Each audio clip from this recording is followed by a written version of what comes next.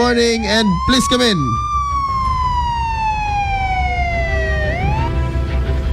Idol Good dire. morning, Idol Lawrence. Yes, good morning, Idol Lawrence. Napili iti Maisa nga truck driver.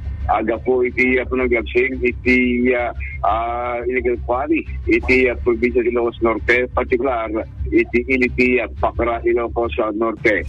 Naligpig ti napili nagtagili mapulod og pata nga sawaan manipod ti barangay 63 ruweng iti Sierra Tilawaga driver iti 12-wheeler dump truck.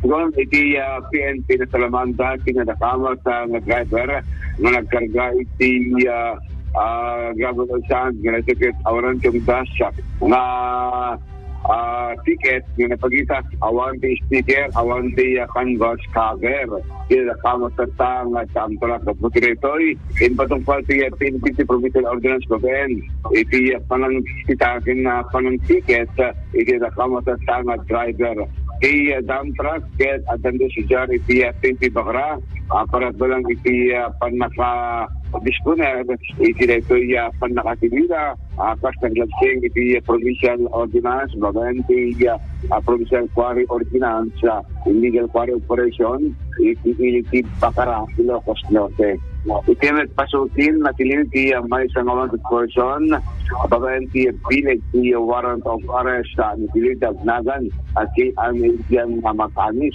nagsawan ti 23 Baroque Legindes iti Barangay Poblacion 2 sa Pastor Ilocos Norte na television na babayan iti panaglagsing ti Article 310 babayan ti qualified Manipurok Act manipod iti Korte iti Branch 14 iti Sierra Tilawaga.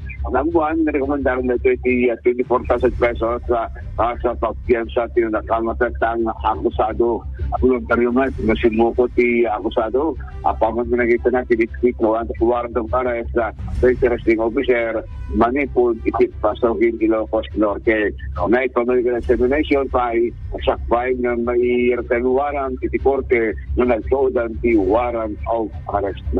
Kaya pala manipod ti PNP Idol Dennis Benitio Tatak IFM